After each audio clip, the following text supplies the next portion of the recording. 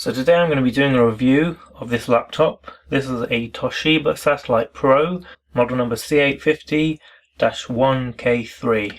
So this is a black 15-inch laptop, kind of a base model. So to begin, I'm going to show you just the outside. This is the lid, and then you have the base under here. I'll take this apart. I'll quickly show you what's under here. So slightly more fiddly than it looks, because I'm worried this plastic will break.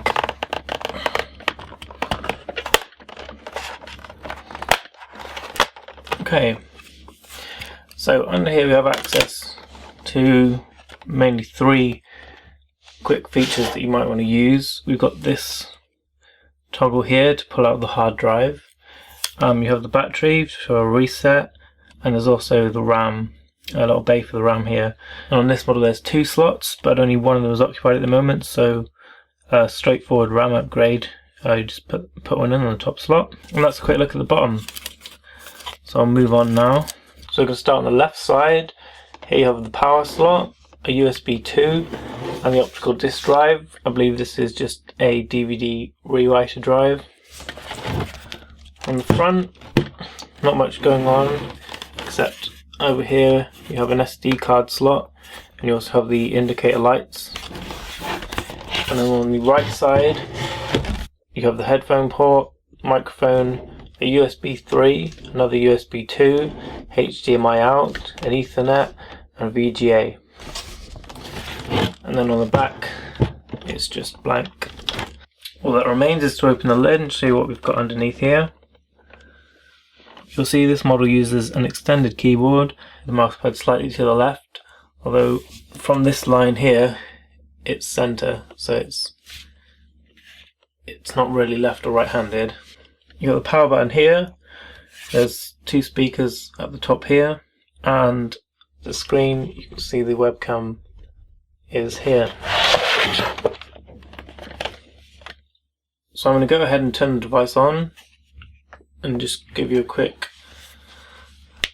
boot up test.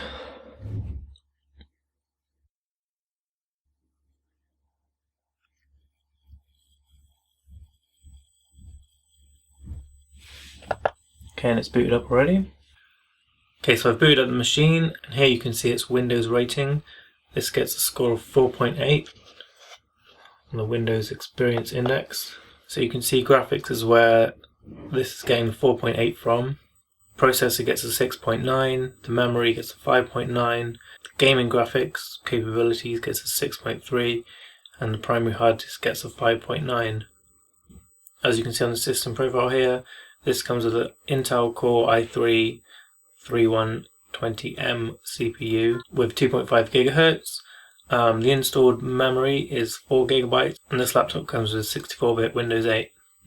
So I've been using this laptop for a few weeks now, and I'm fairly impressed by it. It's a fairly basic budget new laptop at the moment.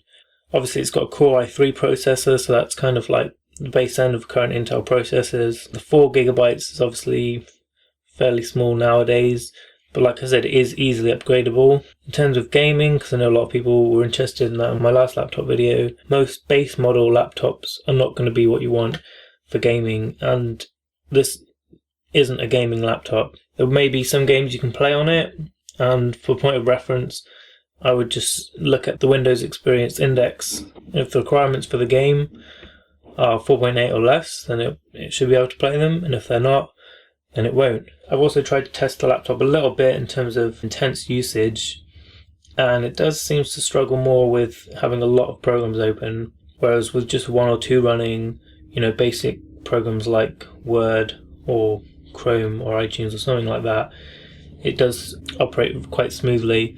Opening and closing programs is quite fast, the boot up speed is very fast, and so is the shutdown. And so far I'm impressed with the battery as well. It does seem to last a few hours. I didn't really go into much detail about the webcam. I think it is a 720p webcam, but obviously the quality is not brilliant. Same again with the speakers. They're typical cheap laptop speakers.